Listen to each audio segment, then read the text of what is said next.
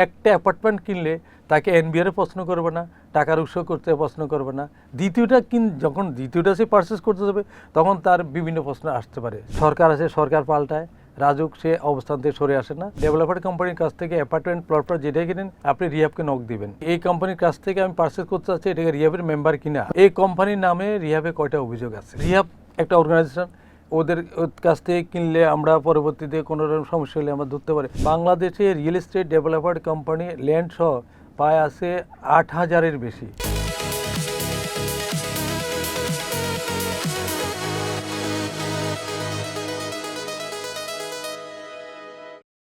এনপিবি নিউজের বিশেষ আয়োজন বিল টক বাংলাদেশ অনুষ্ঠানে আপনাদের স্বাগতম জানাচ্ছি। আমি মোহাম্মদ মঞ্জুর আলম মিজান। এই অনুষ্ঠানে আমরা কথা বলি ভবন নিরাপত্তা, টেকসই নকশা এবং বাংলাদেশের বাস্তবতায় আধুনিক নির্মাণ নিয়ে। আজকের এই পর্বে আমাদের সাথে অতিথি হিসেবে উপস্থিত আছেন বাংলাদেশের রিয়েল এস্টেট সেক্টরের এক পরিচিত ও সম্মানিত মুখ, রিহাবের সাবেক পরিচালক এবং দীর্ঘদিনের অভিজ্ঞ রিয়েল এস্টেট ব্যবসায়ী জনাব জহির আহমেদ। চলুন কথা বলা যাক আমাদের আজকের অতিথির সাথে। জহির ভাই, আপনাকে বিল টক বাংলাদেশে স্বাগতম জানাচ্ছি। আপনি কেমন আছেন? জি, আমি ভালো আছি। আপনি ভালো আছেন? আলহামদুলিল্লাহ, আমি ভালো আছি। জহির, আমি প্রথমেই আপনাকে প্রশ্ন করতে চাই যে রিয়েল এস্টেট বিজনেসে আপনার আশা, জড়িত হওয়া এবং রিহাবের সঙ্গে আপনার জড়িত হওয়ার এটার কি ইম্প্যাক্ট আপনার এই বিজনেসে বা অভিজ্ঞতার মধ্যে পড়ছে, এটা নিয়ে যদি একটু বলতেন। দেখুন, রিহাবের সাথে জড়িত এটা পিছনে অনেক ইতিহাস আছে। যেমন real estate housing association Bangladesh, আগে কিন্তু রিহাব ছিল না। যখন আমরা রিয়েল এস্টেট বিজনেস শুরু করি তখন কিন্তু রিহাব ছিল না।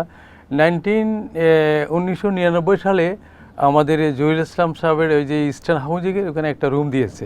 আচ্ছা, 9টা কোম্পানি নিয়ে রিহাব প্রথম শুরু করে যাত্রা 1999 সালে। হ্যাঁ, এর পরের থেকে আর এইটার সদস্য সংখ্যা গিয়ে দাঁড়ালো প্রায় 2000, 2500, 3000 পর্যন্ত। কিন্তু বর্তমানে রিহাবের সদস্য সংখ্যা 1000-এর বেশি নাই বর্তমানে। তো রিহাব হলো আপনার সদস্যদের, যেমন আমরা সদস্যদের নিরাপত্তা দিই, আবার যারা অ্যাপার্টমেন্ট কিনে তাদেরও মানে রিহাবের সাথে যোগাযোগ করে কেউ যদি নিজের ল্যান্ডটা ডেভেলপারের জন্য দেয় অথবা মানে অ্যাপার্টমেন্ট কেনার জন্য যদি কারো চুক্তিবদ্ধ হতে চায়, রিহাবের সাথে যোগাযোগ করলে সে ঠকার সম্ভাবনা নেই। আমি শুরু থেকে এখন মধ্যে রিহাবের সাথে আছি। সামনে আমাদের রিহাবের ইলেকশন, 16 তারিখে ইলেকশন হবে। আশা করছি এবারও রিহাবে আগামী মাসের 16 তারিখে আশা করছি এবার রিহাবে ভাইস প্রেসিডেন্ট হিসাবে ইলেকশন করার একটা প্রস্তুতি নিচ্ছি। হয়তো ফর্ম সব জমা দিয়েছি, হয়তো ইলেকশন করব আশা করছি। ওকে, আপনার জন্য শুভকামনা রইল। এবং আপনি রিয়েল এস্টেট ব্যবসায় জড়িত হলেন কোন সময় বা কিভাবে, সেই গল্পটা একটু যদি বলতেন। আমরা শুরু করছি 1989 থেকে রিয়েল এস্টেট ব্যবসা। প্রথম আমাদের একটা বিল্ডিং ঢাকা শহরের সবাই চিনে, সায়েন্স ল্যাবরেটরি সুকন্যা টাওয়ারে। আচ্ছা আচ্ছা, আমাদের 25 তলা বিল্ডিং। প্রথম এত বড় বিল্ডিং ওইদিকে কোথাও নেই। ওইটা দিয়ে ওখানে ওই বিল্ডিংটা আছে 129টা ফ্ল্যাট। আচ্ছা, ওই সময় সিমপ্লেক্স ডুপ্লেক্স সহ। সিমপ্লেক্স যেটা 2400 আর ডুপ্লেক্স যেটা আছে 2720, মানে ছোট কোনো ফ্ল্যাট নাই। এটা আপনি বলছেন ওই 1980-85 সালের দিককার কথা? না, 89 দিককার কথা। হ্যাঁ, ইট ইজ টু আর্লি। তো ওই সময় তো রিয়েল এস্টেট কেবল বাংলাদেশে মানে জার্নি শুরু হচ্ছে বা কেবল মানুষ বোঝা শুরু করছে রিয়েল এস্টেট জিনিসটা। হ্যাঁ, তখন যখন আমরা বিল্ডিংটা শুরু করি আমরা প্রথমত ভয় পেয়ে গেলাম কিভাবে বিক্রি হবে, পাবলিক কি কিনবে। আমাদের প্রতিকৃত হলো জহির ইসলাম সাহেবের ইস্টার্ন হাউজিংয়ের। উনি তো আমাদের এই সেক্টরের আমাদের প্রতিকৃতি বললে হয়। উনি হলে পাইওনিয়ার। ওনাকে দেখে তো বাংলাদেশে অনেকে রিয়েল এস্টেট শুরু করছে, যেমন আপনি শেলটেকার ছিল, সেলার ছিল, অনেকগুলো নাম করা বে আর ছিল, নাম করা কোম্পানি কাজ শুরু করেছে। তখন কিন্তু মানে ওই সময় আমরা স্কোয়ার ফিট বিক্রি করছি, সেটা শুনলে আপনার আছে। ওই সময় আমরা 1000 টাকা স্কোয়ার ফিট বিক্রি করতাম, পার স্কোয়ার ফিট 1000 টাকা। আচ্ছা, হ্যাঁ, এটা আপনার এটা ধানমন্ডি এলাকায় আপনি আর্টসে যাওয়ার কোনো কারণ নেই। তখন কিন্তু গুলশান বনানীতে 1200-1300 করে বিক্রি হতো, ফ্ল্যাট বিক্রি হতো পার স্কোয়ার ফিট সেফটি হিসাবে। তো আমি মনে করি ওইটাকে ছিল কিন্তু আমাদের একটা স্বর্ণযুগ। সেই জন্য বলি ওই সময় আমরা 29টা লিঙ্কেজ ইন্ডাস্ট্রি আমাদের সাথে জড়িত। রড, ইট, বালি থেকে শুরু করি সব কিছু 29টা লিঙ্কেজ ইন্ডাস্ট্রি। তো ওই সময় সব কিছু সস্তা ছিল। আর ওই সময় আমরা কারো কাছ থেকে জায়গা নিলে মনে করেন 50-50 রেশিও দিয়েও কোনো নো ক্যাশে বিল্ডিং করতে পারতাম। আবার কোথাও দেখা গেলো যে ডেভেলপার হলো 60%, ল্যান্ড ওনার হলো 40%। সেই ল্যান্ড ওনার 60-40 দিয়েও তখন আমাদের ব্যবসা হতো। কিন্তু এই মুহূর্তে ব্যবসাটা খুব টাফ। মুক্তবাজার অর্থনীতির কারণে এখন অনেকে শেয়ার বিজনেস করে, যেটা আমাদের খুব হ্যাম্পার করে, যেটা সরকারের এইখানে সরকারের প্রচুর লস হয়। কীভাবে লস হয়? ইয়াতে কয়জন মিলে একটা জায়গাকে নিয়ে ওই জায়গার উপরে সবাই নাম দিয়ে রেজিস্ট্রি করে নিয়ে নেয়, তো তারা শেয়ারে একটা বিল্ডিং, শেয়ারের টাকাতে একটা বিল্ডিং করে, এর থেকে সরকারের লস হয়। কিন্তু বিল্ডিংয়ের কোনো কোয়ালিটি থাকে না। আপনি যেখানে অবস্থান করছেন, যেই এই মুহূর্তে আপনি যে বলেন বিল্ডিং এর কোয়ালিটি থাকে না, বিল্ডিং এর কোয়ালিটি থাকে না কেন? কি মানে তাদের কি সমস্যার কারণে বিল্ডিং এর আপনি বলতে চাচ্ছেন? যে আমরা যখন কোনো ল্যান্ড ওনার সাথে একটা চুক্তিবদ্ধ হই, সেই চুক্তিবদ্ধতে আমাদের কোয়ালিটি কোয়ান্টিটি এনশিওর করা থাকে, ম্যাটেরিয়াল একটা লিস্ট থাকে যে এই রড দিতে হবে, সিমেন্ট দিতে হবে, এই সিং দিতে হবে, এই কমর দিতে হবে। কিন্তু ওদের এরকম না, আর ওদের ওরকম ওরা খরচ করতে চায় না, কোনো রকম করে একটা বিল্ডিং তারা তুলে ফেলায়। কি ডেভিশন হলো কি হলো কোনো ওরা মানে আজ পর্যন্ত শেয়ার বিল্ডিং যতগুলো হচ্ছে ঢাকা শহরে আমরা দেখেছি, ঢাকা বা ঢাকার পাশে হচ্ছে সবগুলো একই প্রবলেম। ওর বিল্ডিংগুলো কোয়ালিটি মেনটেন করতে পারছে না, কোয়ালিটি মেনটেন করে না। আপনি দেখেন, আপনি যেখানে অবস্থান করছেন এখান থেকে শুরু করে আশেপাশে যা দেখবেন আমাদের কোনো না কোনো ডেভেলপারের বিল্ডিং। ঢাকা শহরের 98% বিল্ডিং আমরা ডেভেলপার করি। আমরা শিল্পী, আমরা শিল্পপতি না, আমরা শিল্পীও। প্রত্যেকটা বিল্ডিংয়ে দেখুন কোনোটার সাথে কোনোটার মিল নেই। এমনকি আমরা যে বিল্ডিংটা আমরা করি, আমাদেরই একটা বিল্ডিংয়ের সাথে একটা বিল্ডিংয়ের কোনো মিল নেই। হ্যাঁ, ডেফিনেটলি। আপনি যদি একটা বিল্ডিং কপি পেস্ট করেন তাহলে এটা ক্লায়েন্টের ভালো হবে না। আপনি এই যে রিহ্যাবের বোর্ড অফ ডাইরেক্টর ছিলেন, এই সময়ে দায়িত্ব পালনের সময় আপনার সবচেয়ে বড় চ্যালেঞ্জগুলো কি ছিল আপনার? আমাদের সবচেয়ে বড় চ্যালেঞ্জ হলো আমাদের রিয়েল এস্টেট ওদের আগে ছিল না। দেশ স্বাধীনতার পর থেকে দেশের যথারীতি যে আইন অনুযায়ী রিয়েল এস্টেট হতো, কে প্রতারণা করলো তার বিরুদ্ধে কোনো অ্যাকশানে যেতে হতো না। তখন আপনাকে নিয়ম অনুযায়ী, দেশের যে নিয়ম অনুযায়ী আপনি যেতে হতো। তো ওইটা রিয়েল এস্টেট প্রচলিত আইন অনুযায়ী হতো। তো এখন 2008 সালে একটা রিয়েল এস্টেট অধ্যাদেশ তৈরি হয়েছে যে আপনি এই আইনের মধ্যে থাকতে হবে। আপনি বিল্ডিং না করতে পারলে আপনার কী হবে, আপনি ফ্ল্যাট বুঝে না দিতে পারলে আপনার কী হবে, একটা অধ্যাদেশ তৈরি। এরপরে আসলে DAP, Dhaka details area plan. DAP আমরা মানি, হোক ডেপ হোক আমরা চাই। কিন্তু ডেপের ইয়াতে কারণে দেখা গেল আপনার এতে একটা বিল্ডিং আপনি 20 তলা করলেন, 10 তলা করলেন, পাশের বিল্ডিং এখন আমরা 4 তলা 5 তলার উপরে যেতে পারলেন না। হ্যাঁ, তো আপনি যে বলেন চ্যালেঞ্জ আমরা যেমন আমি চ্যালেঞ্জ অনেক চ্যালেঞ্জ আসছে আমাদের। অধ্যাদেশে একটা চ্যালেঞ্জ আসছে, এটা মোকাবিলা করতে হয়েছে, মামলা করতে হয়েছে, রিট করতে হয়েছে, মানে অনেক ধরনের প্রস্তুতিগুলো আমাদের নিতে হচ্ছে। আর একটা চ্যালেঞ্জ, আমরা যখন দেশের বাইরে ফেয়ার করতে যাই সেখানে আমাদের একটা চ্যালেঞ্জ থাকে, দেশের বাইরে ফেয়ার করতে যাই। আর আগে যখন দেশের বাইরে আমরা পেয়ার করতে যাই, যেমন আমি আমেরিকাতে পেয়ার করেছি, পেয়ার কমিটির চেয়ারম্যান হিসাবে আমেরিকা করেছি, অস্ট্রেলিয়া করেছি, ইতালি করেছি, দুবাই, তারপরে ইংল্যান্ড করেছি, আমরা অনেক জায়গায় পেয়ার করেছি। ও লাস্ট টাইম না অস্ট্রেলিয়াতে 2বার পেয়ার করেছি। এই পেয়ারের মাধ্যমে প্রচুর রেমিটেন্স কিন্তু আমাদের দেশে আসে। হ্যাঁ, এবং আমরা শুনি যে যখনই একটা ফেয়ার হয়, ফেয়ারের পরে আপনারা একটা অ্যানাউন্সমেন্ট দেন যে এই ফেয়ারে 2000 কোটি টাকা সেল হয়েছে, এই ফেয়ারে 3000 কোটি টাকা সেল হয়েছে। এই যে আমরা সেলগুলো শুনি, অ্যাকচুয়ালি কি এই টাকাগুলো কি মানে যারা বিদেশে প্রবাসী থাকে ওনারা রেমিটেন্স হিসেবে দেশে পাঠায়, এবং এইগুলো কি আসলেই আসে বা আসলেই কি এরকম সেল হয়, নাকি এটা শুধু আমরা শুনি? রিয়েলি কি এটা কোনো ইম্প্যাক্ট ফেলে বাংলাদেশের অর্থনীতিতে? আপনি সুন্দর প্রশ্ন করেছেন।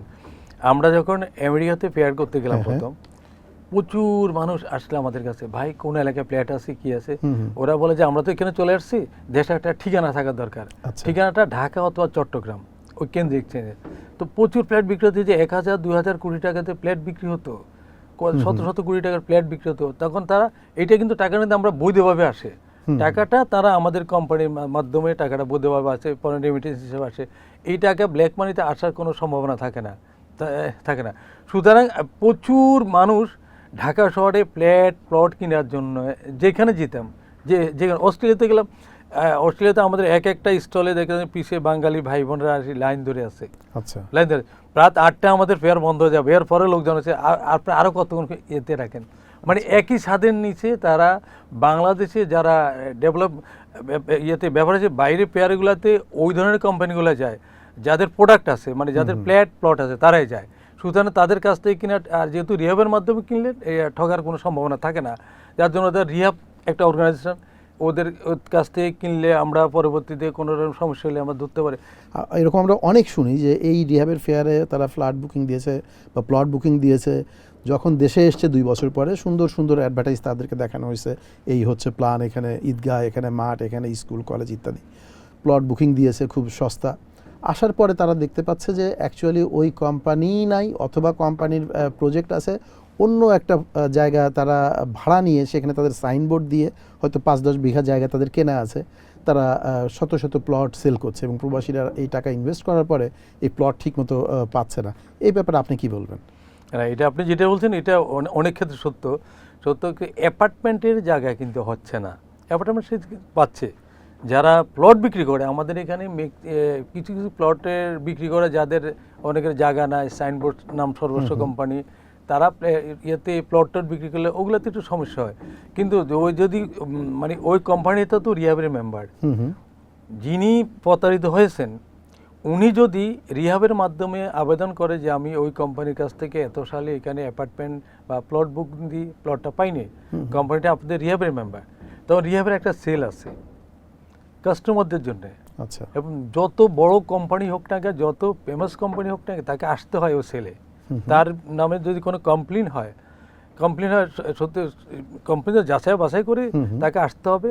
এবং এটা একটা সুন্দর বিচার, এই পর্যন্ত অনেক বিচার করেছি আমরা এবং সমস্যার সমাধানও করতে পেরেছি। হ্যাঁ, 2-1টা কোম্পানি দেখা গেছে ওরা, আমি বলি বাংলাদেশে real estate developer company land সহ প্রায় আছে 8,000-এর বেশি। আচ্ছা। রিহাবের মেম্বার আছে 1,000-এর মতো। তো এখন যেন আমার এক বন্ধু একটা জায়গায় একটা প্লট বুকিং দিল, প্লট বুকিং দিয়ে বললো যে আমি একটা প্লট বুকিং দিয়েছি অমুক কোম্পানি, তা আমি খুঁজে দেখি যে রিহাবের মেম্বার না। আমি বলে যে তখন আমি ওকে বললাম যে এটা তো আমাদের দ্বারা কিছু করা সম্ভব নয়, কেন, আমি তো রিহাবের মেম্বার না। তো এখন তার তো ওই ধারণা নেই, সে তো দেশের বাইরে থাকে, তার তো ধারণা নেই, সে তো মনে হচ্ছে ডেভেলপার কোম্পানি মানে রিহাবের সদস্য, কিন্তু সে কিন্তু এটা খোঁজ নেয়। ভাই সরি যে আমি বলতে বাধ্য হচ্ছি যে রিহাবের মেম্বার ছিল এরকম বাংলাদেশের অনেক বড় বড় কোম্পানি, আমি নাম বলতে চাই না, তবু সবাই জানে। ধরেন আমি যদি ডোমিনোর কথা বলি, একটা বড় কোম্পানি ছিল যারা বাংলাদেশের একটা লিডিং রিয়েল এস্টেট কোম্পানি ছিল, এবং তারা রিহাবেরও মেম্বার, কিন্তু এদের কাছেও ফ্ল্যাট বুকিং দিয়ে বহু লোক ফ্ল্যাট পায় নাই, এবং এখনো পর্যন্ত বা বিল্ডিং ইনকমপ্লিট রেখে চলে গেছে, ফ্ল্যাট রেজিস্ট্রেশন দিচ্ছে না, দখল দিচ্ছে না, বা অ্যাপার্টমেন্ট বুঝে পাচ্ছে না, এবং ফ্ল্যাট যারা কিনেছিল তাদের সঙ্গে এখন জমির যারা মালিক তাদের গণ্ডগোল হচ্ছে। এরকম অনেক এক্সাম্পল কিন্তু ঢাকা শহরে এই মুহূর্তেই আছে। সো আপনি যেটা বলছেন যে প্লটে এটা হয়, ফ্ল্যাটে হয় না, এটা কি সত্যি? আপনি এটার ব্যাপারে কি ডিফেন্ড করবেন? আপনি এটা কি বলবেন? ফ্ল্যাটে হয় না, ফ্ল্যাটে কম হয় বলছি। ফ্ল্যাটের ক্ষেত্রে কম হয়, ফ্ল্যাটের ক্ষেত্রে যেমন ডোমিনোর অনেকগুলো বিচার আমরাও করেছি। ডোমিনো যে কাজটা করেছে এটা শুধু ইয়া না, এই যে ফ্ল্যাট যারা, কিন্তু শুধু তারা না, যারা ল্যান্ড মালিক, অনেক ল্যান্ড মালিক তারা প্রতারিত করছে। হ্যাঁ, তারা যেহেতু ফ্ল্যাট পাচ্ছে না, প্লট পাচ্ছে না। ডোমিনো কিন্তু এখন রিহাবের মেম্বারও না। এখন ওই যে রিয়েল এস্টেট অধ্যাদেশ 2008 একটা ইয়া হচ্ছে, এখন ওই আইন অনুযায়ী যিনি প্রতারিত হয়েছে উনি মামলা করতে পারে, মামলা করে উনি অনেকে মামলা করে করে তার ইয়েটাই নিয়ে নিচ্ছে। এখন ধরেন একজন প্রবাসী, তার পক্ষে কি বিদেশ থেকে সেখানে মামলা করা করে টাকা উদ্ধার করা, কোর্টে হাজিরা দেয়, এগুলো সম্ভব কিনা? নাম্বার 1। নাম্বার 2, আমার কোশ্চিন যে যিনি প্রতারিত হয়ে গেলেন, ধরেন আপনি ডোমিনো বা যে কোনো XYZ একটা কোম্পানির রিহাবের মেম্বারশিপ বাতিল করে দিলেন, সে বিজনেস থেকে বাতিল হয়ে গেল, বাট আমি ফ্ল্যাট কিনে আমি আমার জীবনের সর্বস্ব টাকা ওখানে ইনভেস্ট করে ফেলছি, লগ্নি করে ফেলছি, আমি একজন প্রবাসী বা আমি দেশেই থাকি, চাকরি করি, তো আমি তো আমার এই টাকা কি আমার অন্যান্য কাজ বাদ দিয়ে কোর্টে যে এই টাকা উদ্ধার করা তো সম্ভব না। এই ক্ষেত্রে মানে কি করতে পারেন, মানে যিনি প্রতারিত হয়েছেন ওনার এখন কি করণীয়, বা কি করলে উনি প্রতারিত হবেন না, এরকম কোনো অ্যাডভাইস কি আপনি দিতে? আমি বলি, প্রথম অ্যাডভাইস হলো আপনি যেমন ডোমিনির কথা বলি, ডোমিনি কিন্তু রিহাব মেম্বারশিপ হারানোর পরেও উনি অনেকের কাছে ফ্ল্যাট বিক্রি করছে, তাদের মেম্বারশিপ নেই, পাবলিকের দেয়। প্রথমত ওনাকে জানতে হবে একটা ডেভেলপার কোম্পানির কাছ থেকে অ্যাপার্টমেন্ট প্লট যেটাই কিনেন আপনি রিহাবকে নক দিবেন, রিহাবে নক দিলে রিহাব পাওয়া যায়। নক দিয়ে দেখবেন এই কোম্পানির কাছ থেকে আমি পারচেজ করতে চাচ্ছি, এটাকে রিহাবের মেম্বার কিনা। রিহাবের কোথায় নক দেবে মানুষ? কি রিহাবের ওয়েবসাইট থেকে রিহাব.com দিলে সার্চ দিলে চলে আসবে। আচ্ছা, ওখান থেকে ফোন নাম্বার ফোন করবে, ফোন আছে, সবকিছু আছে। আচ্ছা, ওই রিহাব ওয়েবসাইটে দেখা যাবে এই কোম্পানির রিহাবের মেম্বার। আচ্ছা, ঠিক আছে, উনি রিহাবের মেম্বার। এবার আমি জানবো এই কোম্পানির নামে রিহাবে কয়টা অভিযোগ আছে, আচ্ছা, কয়টা অভিযোগ আছে, কয়টা কি করছে। যেমন ডোমিনের প্রথম দিকেই অভিযোগ পড়ছে, যারা রিহাবের সাথে যোগাযোগ করছে তারা ডোমিনিকে তেমন একটা ল্যান্ড দেয়নি তারা, এটা এই যে যারা প্রথম জানতে পারছে। এখন আমরা কি করি, সুপে চাপে গিয়ে অনেকে কিনে যে জানার দরকার নেই, ওরাই কিন্তু ঠকে। আসলে বাস্তবিক দেখতে হয়েছে একটা মানুষ জীবনের সব কিছুই মিলে হয়তো তার একটা অ্যাপার্টমেন্ট কেনার ক্ষমতা আছে, বেশিরভাগ মানুষের ক্ষেত্রে বেশিরভাগ মানুষের সেটা। ওই লোকটা যদি এখানে প্রতারিত হয় তাহলে তো তার আসলে সর্বস্ব সে বাঁচার ইয়ে থাকে না। আমাদের এখানে সমস্যা হচ্ছে কি, বাইরে দেখেন যারা ডেভেলপ করে কিন্তু তারা বিক্রি করে না, রিয়েলটারে বিক্রি করে, যারা বিল্ডিং করে তারা বিক্রি করে না। আমাদের এখানে রাজুক হলো আমাদের সবচেয়ে বড় বাধা। রাজুকের প্ল্যান, রাজুক বড় বাধা। যেমন আমি যদি রাজুক আইন করে যে শুধু অ্যাপার্টমেন্ট বিক্রি করতে পারে রিএফ সদস্যরা, আর কেউ পারবে না। এখন আপনি এই যে রিএফ সদস্য হওয়াতে আপনি ধরতে পারছেন লক্ষ লক্ষ মানুষ প্রতারিত হয়ে আছে, কিন্তু ওই যে যাদের রিএফ সদস্য না, যারা বিল্ডিং অর্ধেক করছে, অর্ধেক পালায় চলে গেছে, করতে পারছে না, মালিকও নাই, অনেক জায়গায় হ্যাঁ মানে মালিকও খুঁজে পাওয়া যায় না, ওইখানে সবচেয়ে বেশি সমস্যা। তো আমরা মনে করি রাজুক আমাদের সমস্যা হলো, রাজুকে আমার প্ল্যান ওয়ান স্টপ সার্ভিস হওয়ার কথা ছিল, হয়নি। কত সরকার গেল আসছে, এখন যে গভর্নমেন্ট আছে তাও একই অবস্থা আমাদের দিক থেকে হচ্ছে না কেন? রাজুকের এটা সমস্যাটা ওয়ান স্টপ সার্ভিসটা কেন এখনো পর্যন্ত হচ্ছে না? এবং আপনারা কি এটা কি রাজুকের ব্যর্থতা, নাকি আপনারা রিহ্যাব নেতৃবৃন্দ এটাকে ঠিকমতো দাবিটা তাদেরকে বোঝাতে পারছেন না, নাকি আদায় করতে পারছেন না? সমস্যাটা আসলে কোথায় হচ্ছে? আসলে ব্যর্থতা হলো, হ্যাঁ, রাজুক এই মুহূর্তে বলে যে পলিটিক্যাল গভর্নমেন্ট আসবে, আমরা মেসিভ কোনো পরিবর্তন আমরা করতে পারছি না, আমরা দায় সারা রাজুক। তো রাজুক তেমন কিছু করছেও না। যেমন আমাদের প্ল্যান প্রায় 1 বছর পর্যন্ত প্ল্যান বন্ধ করে রেখেছে, প্ল্যান দিচ্ছে না। ড্যাপের দোয়া দিয়ে ড্যাপটা যেমন কাটা ছেঁড়া করে কিছু ড্যাপ করা হয়েছে, ড্যাপ ছাড় দেওয়া হয়েছে, তাও ড্যাপ উপদেষ্টা পরিষদের মিটিংয়ে ড্যাপ পাস হলো, পাস হওয়ার অনেকদিন পরে ড্যাপটা গেজেট হলো। মোটামুটি স্বস্তি নিঃশ্বাস পাচ্ছি, হলো অত স্বস্তি না। রিসেন্ট তো ফারও চেঞ্জ হয়েছে, ফারও চেঞ্জ হলো অত না, জাস্ট গোসা মাজা করে যতটুকু হয়েছে ততটুকু কিছুটা। এটা তো আপনাদের দীর্ঘদিনের একটা দাবি ছিল, দীর্ঘদিনের দাবি ছিল, কিন্তু আমাদের মতো হয়নি, পুরোপুরি হয়নি। তো আবার কিছু জিনিস তারা উদ্যোগ নেই, যেমন গৃহায়ন ইয়ের থেকে আগে অনুমতি নিতে হতো, সিটি কর্পোরেশন থেকে অনুমতি নিতে হতো, এখন ওই জিনিসগুলা বাতিল করা হচ্ছে। সেটা হচ্ছে ভালো কিছু জায়গায় কিছু ঝামেলা করা যাচ্ছে। তো এখন ব্যাপার হচ্ছে আমরা সবসময় একটা দাবি করে আসছি, আমি এখানেও বলি, আমি যতগুলো টকশো করি সব জায়গায় বলি যে অন্তত একটি মানুষ একটা অ্যাপার্টমেন্ট কিনলে তাকে এনবিআর প্রশ্ন করবে না, টাকার উৎস করতে প্রশ্ন করবে না। যখন দ্বিতীয়টা সে পারচেস করতে যাবে তখন তার বিভিন্ন প্রশ্ন আসতে পারে। সেটা এখন আপনার 1 কোটি টাকা আছে কিন্তু আপনি কিনবেন না। 1 কোটি টাকা কীভাবে আছে? আপনার বাবা সৎভাবে ব্যবসা করে আপনি 1 কোটি টাকা দিয়ে গেল। এই 1 কোটি টাকা কিন্তু আপনার বাবার ফাইলে নাই, আপনার ফাইলেও নাই, যে অপ্রদর্শিত নট ব্ল্যাক মানি বলবো না, অপ্রদর্শিত। এই টাকা দিয়ে আপনি কিন্তু অ্যাপার্টমেন্ট কিনতে পারবেন না। কিনলে আপনার ভয় থাকে যে আমাকে এনবিআর ধরতে পারে, যে টাকার উৎস কি, 25% আমি দিতে হবে জমা, সেটা আপনি কেন দিবেন? যে আমি হয়তো আমার বাবা কষ্ট করে হিসেবে আমি কষ্ট করে এটা ইনকাম করছি, আপনি যেহেতু আপনার ফাইলে নেই সেহেতু আপনি এই ব্যবস্থা করতে হবে। এই জন্য অনেকগুলো একটা মানুষের একদম বেসিক নিড, আমরা বলি তো অন্ন, বস্ত্র, বাসস্থান, 3টা মৌলিক অধিকারের মধ্যে অনেক ছাড় দিতে হবে, বাইরে ছাড়ও দিচ্ছে। আমাদের এখানে এই জিনিসগুলো হচ্ছে না। যেমন রেজিস্ট্রেশন কস্ট আপনি দেখেন, পাকিস্তান, ইন্ডিয়া, শ্রীলঙ্কা, সিঙ্গাপুর, আশেপাশে যত দেশ দেবেন অনেক কম, আমাদের রেজিস্ট্রেশন কস্ট হাই। এবং এখনও আমাদেরই কোম্পানি বা বিভিন্ন কোম্পানির সাথে অনেকে অ্যাপার্টমেন্ট কেনার পরে দেখা যায় 20 বছর 30 বছর পরে আছে প্যাকটা রেজিস্ট্রি করে নিচ্ছে, তো রেজিস্ট্রি করতে কবাই রেজিস্ট্রি করতে অনেক টাকা থাকতেছি বাস এই। তো সেই কিন্তু এটা তো খুব রিস্কি, ওই যে রেজিস্ট্রি করতে অনেক টাকা লাগে। আবার রেজিস্ট্রি করলে কবে যে এখন তো পাবলিক রেজিস্ট্রি আরও ভয় করে না, যে রেজিস্ট্রি করতে গেলে যদি বলে করে যে এই টাকা পয়সা টাকার উৎস কি, এটা কিন্তু ওই আতঙ্কগুলো মানুষের ভিতরে কাজ করে। আতঙ্কগুলো দূর করতে হবে, এটা গভর্নমেন্টকে ইনিশিয়েটিভ নিতে হবে। হ্যাঁ, ইনিশিয়েটিভ নিতে হবে, গভর্নমেন্টের মধ্যে রেজিস্ট্রেশন কস্ট কমাতে। রেজিস্ট্রেশন কস্ট কমালে তো গভর্নমেন্টের লাভ, বেশি রেজিস্ট্রেশন হবে, বেশি রেভিনিউ, বেশি রেজিস্ট্রেশন হচ্ছে। রেজিস্ট্রি অফিস এতে বর্তমানে সরকার আসার পরে এখন তো রেজিস্ট্রি অফিসটা ফাঁকা, এখন তো দেশের তো বেচা কিনে কমে গেছে, সব নতুন করে ইনভেস্ট হচ্ছে না, নতুন প্রোডাক্ট বিক্রি হচ্ছে না। তা এখন এই মুহূর্তে কি রিয়েল এস্টেটের এটা ভালো, অ্যাপার্টমেন্টের এটা ভালো, অ্যাপার্টমেন্টের চাহিদা আছে, অ্যাপার্টমেন্ট বিক্রি হচ্ছে, এদিক দিয়ে কিন্তু আবার একটু আছে মানুষ, মানে সবাই তো ওই যে মানে একটু হলেও কিছু একটা কিন্তু ভয় পাচ্ছে 1 কোটি টাকা আমার কাছে আছে কিন্তু আমি 1 কোটি অ্যাপার্টমেন্ট কিনবো না, আমি 50 লাখ টাকা দেবো আর 50 লাখ টাকা আমি লোন নেব, লোনের পিছিয়ে ঘুরে লোন নিয়ে অ্যাপার্টমেন্ট কিনছে, কিন্তু প্রোডাক্টটি আসতে যেভাবে বাজার জমে ওঠার কথা এই মুহূর্তে সেইভাবে দেওয়া যাচ্ছে না। আর আমরা সবসময় আরেকটা কথা বলে থাকি যে ঢাকা শহরকে আপনি যানজট পরিবেশ ঠিক করতে হবে। যেমন ঢাকায় প্রতিদিন 100 মানুষ যদি ঢাকা শহরে ঢুকে আপনার 75 জন ফিরে যায় আর 25 জন ঢাকা থেকে যায়, স্থায়ীভাবে থেকে যায়। মনে করেন রংপুরের নোয়াখালীর একটা ভদ্রলোক, সে প্রাইমারি স্কুল টিচার, তার কিন্তু প্রভিডেন্ট ফান্ডের টাকার জন্য তাকে ঢাকা আসতে হয়। কেন? সে ওই যে জেলা শহরে যদি জেলা হেড করে যদি এই ব্যবস্থা থাকে তাহলে ঢাকা আসতে হতো না। তো ওই লোকটা ঢাকা এসে কই থাকবে? কোনো একটা থাকার ব্যবস্থা তাকে করতে হয়। সুতরাং আর ইয়েতে যানজট হলো সবচেয়ে মারাত্মক। ও গভর্নমেন্ট যদি ট্যাক্স হলিডে করে যে আপনি ঢাকা শহর এত কিলোমিটার, পরে 50-60 কিলোমিটার একটা দিলে, এই 60 কিলোমিটার পরে যারা বিল্ডিং করবে, যারা অ্যাপার্টমেন্ট বিক্রি করে তাদেরকে ট্যাক্স হলিডে করে দিলে যেখান থেকে বাইরে হচ্ছে। এখনও কিন্তু উপজেলা জেলা কিন্তু অ্যাপার্টমেন্ট হচ্ছে, হ্যাঁ, এখন জেলা পর্যায়ে চলে গেছে যে জেলা, কিন্তু এটা কোনো প্ল্যানাইজ নেই।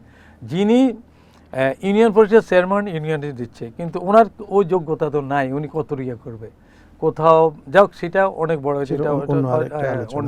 আমি ডেভেলপার সম্বন্ধে আরেকটা প্রশ্ন আপনাকে করতে চাই, যে ধরেন এই যে ফ্ল্যাট কেনে, প্রথমে তো আমরা আলোচনা করছিলাম যে অনেকে ফ্ল্যাট পায় না বা প্রতারিত হয়।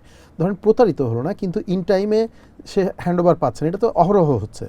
ইন টাইমে হ্যান্ডওভার পায় না, অথবা হ্যান্ডওভার পাওয়ার পর ফ্ল্যাট ওঠার পর কোয়ালিটিতে নানান রকম প্রবলেম, টাইলস উঁচু নিচু থাকে, ড্যাম্প আসে ইত্যাদি। এবং এইগুলো নিয়ে যখন আফটার সেল সার্ভিসের জন্য যখন নক করা হয়, তখনও ক্লায়েন্টদের একটা বড় কমপ্লেইন থাকে যে ডেভেলপারদের কাছ থেকে প্রপারলি ওই আফটার সেল সার্ভিসটা পাওয়া যায় না।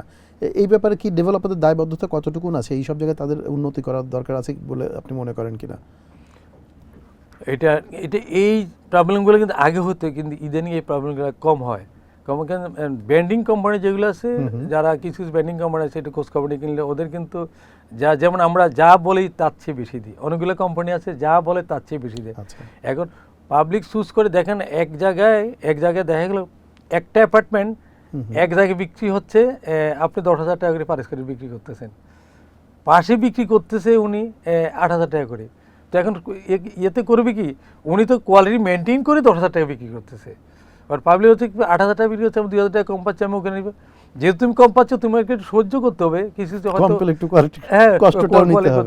আর ভালো ভালো কোম্পানিগুলো যারা এতে আছে তারা কখনো এই জিনিসগুলো করে না, কাস্টমারের সাথে এই জিনিস কখনই করে না।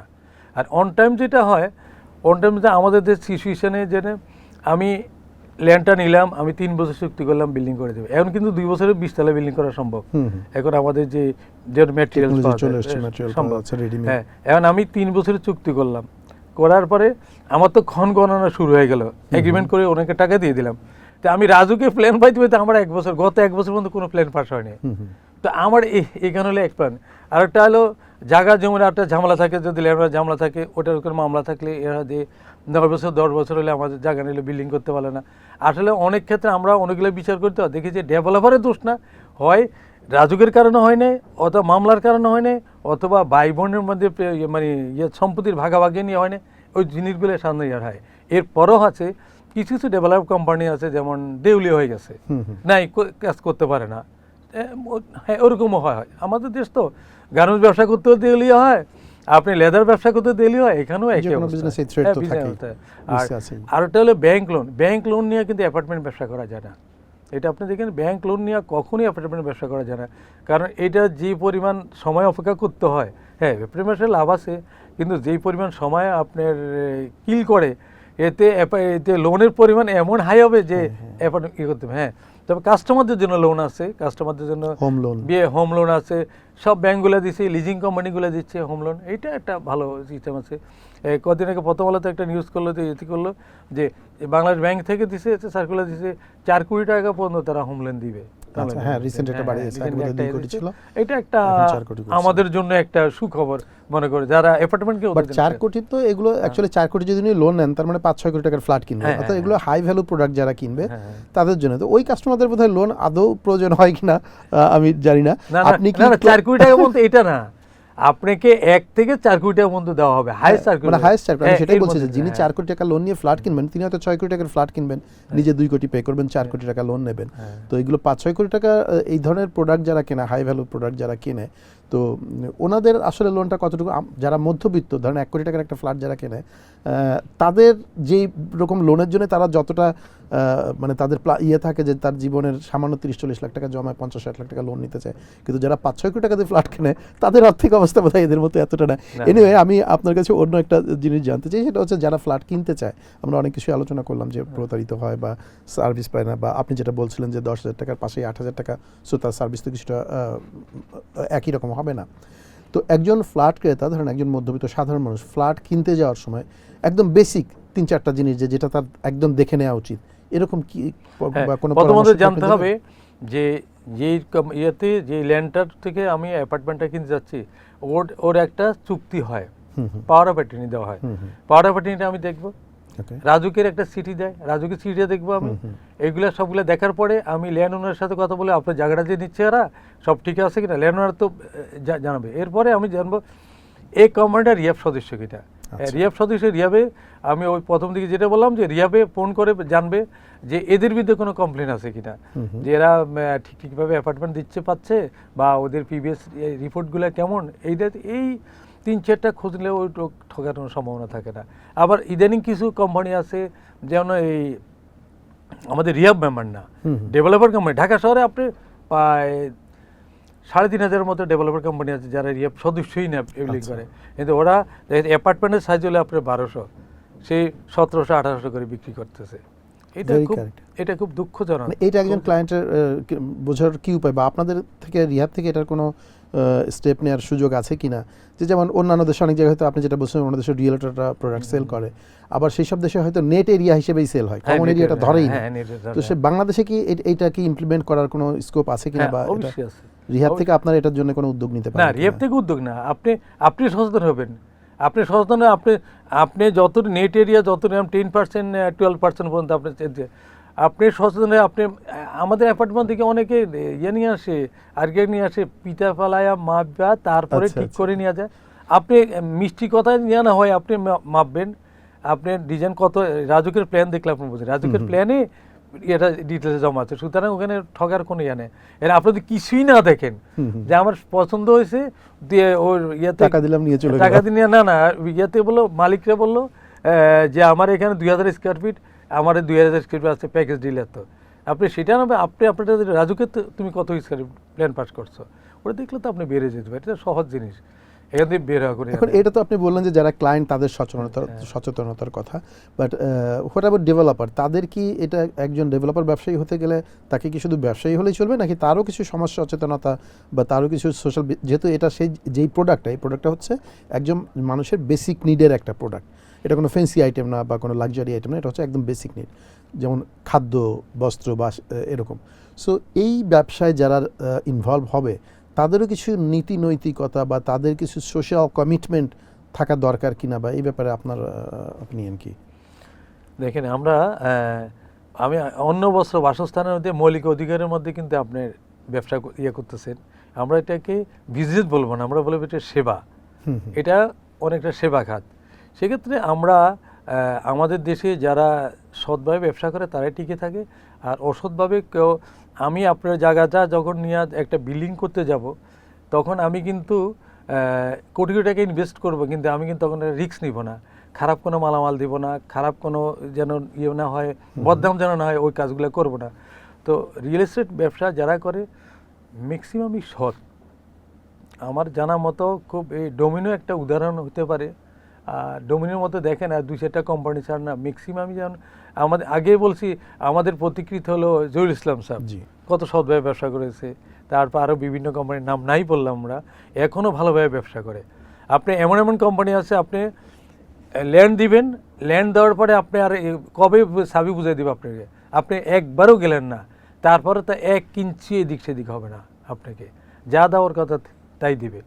শুধু একটু চোখ কান খোলা রেখে একটু খোঁজ খবর নিয়ে, ওই যে যে জিনিসগুলো বলছি খোঁজ খবর নিয়ে আপনি অ্যাপার্টমেন্ট কিনলে কখনো ঠকা সম্ভব না।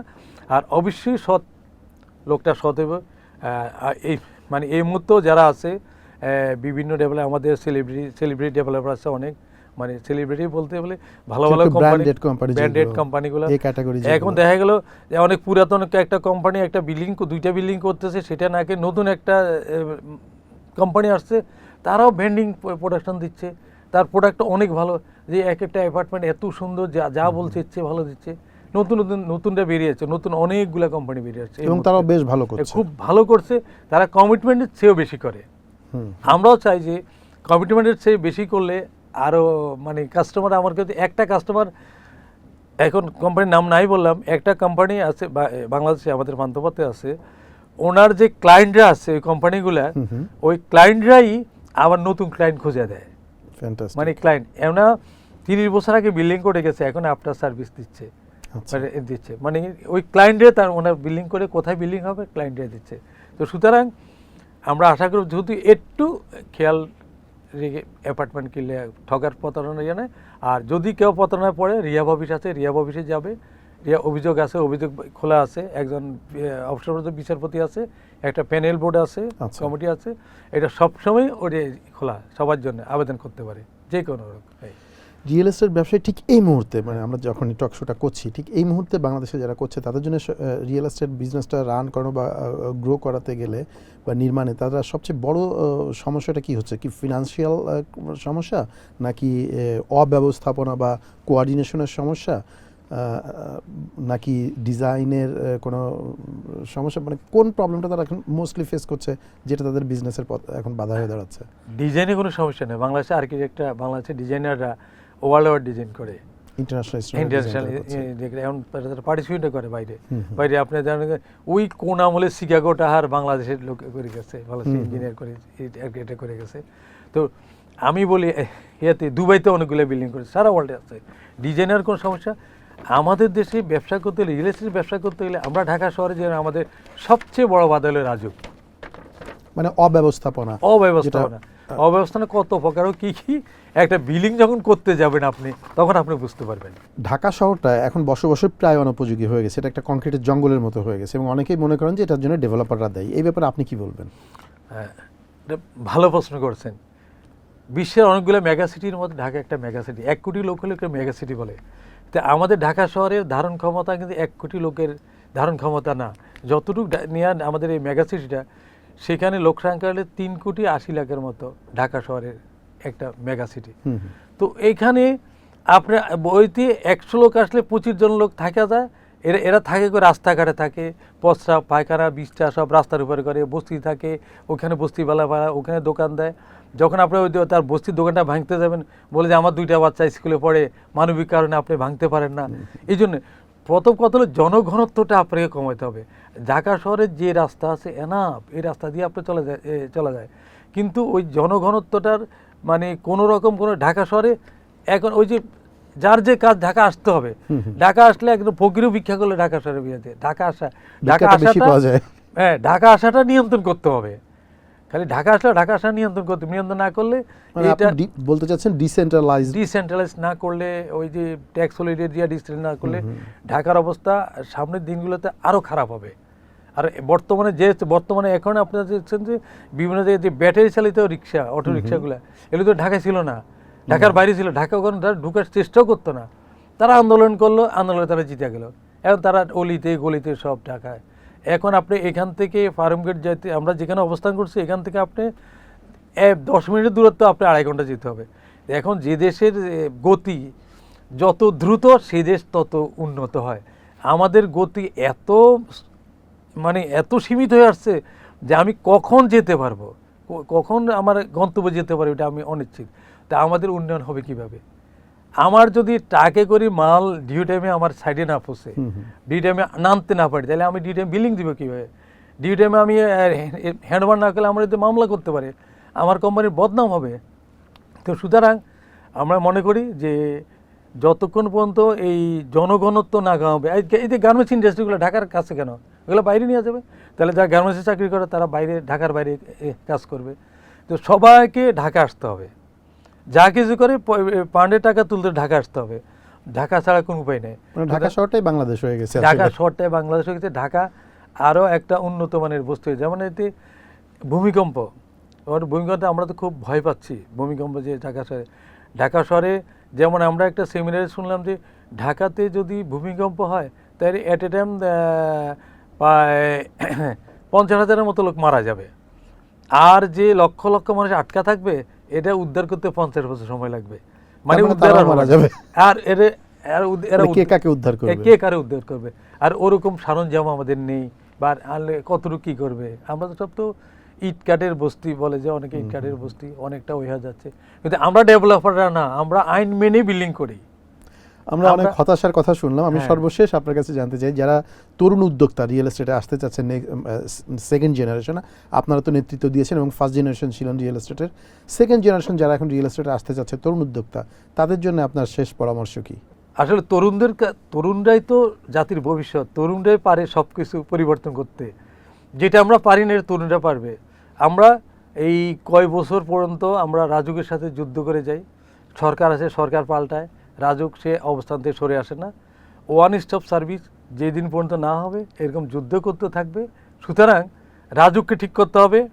আমার রাজুক ঠিক করলে যাদের কাছে প্ল্যান জমা দিয়ে আমাদের বছর বছর যেন অপেক্ষা করতে না হয়, যেন আমাদের 45 দিনে প্ল্যান পাস করার কথা রাজুকের নথিতে আছে, সব কিছু আছে, যেমন 45 দিনে আমার প্ল্যান পাস হয়। আমি যেন ডেভেলপার কাছে, ল্যান্ডওয়ার কাছে কথা দিচ্ছি যে আমি 45 দিন পরে আপনার বিল্ডিংয়ের কাজ ধরবো এবং ডিভিডেমে আমি হ্যান্ড ওভার করবো, যেন আমরা সেই কমিটমেন্টটা রক্ষা করতে পারি। জনাব জহির আহমেদ, আপনার মূল্যবান সময় ও অভিজ্ঞতা আমাদের অডিয়েন্সের সঙ্গে শেয়ার করার জন্য আপনাকে অসংখ্য ধন্যবাদ। আপনাকেও ধন্যবাদ এনপিবি নিউজকে, আর এতক্ষণ যারা কষ্ট করে শুনলেন। একটি ভবন শুধু ইট সিমেন্টের গাঁথনি নয়, ভবনের সাথে জড়িয়ে থাকে মানুষের জীবন, সভ্যতা ও নিরাপত্তা। আপনাদের মতামত ও প্রশ্ন আমাদের জন্য অত্যন্ত গুরুত্বপূর্ণ, তাই কমেন্টে আপনার মতামত জানাতে ভুলবেন না। দেখা হবে বিল টক বাংলাদেশের পরবর্তী পর্বে, শুধুমাত্র এনপিবি নিউজে। ততক্ষণ পর্যন্ত সবাই ভালো থাকুন, নিরাপদে থাকুন। আল্লাহ হাফেজ।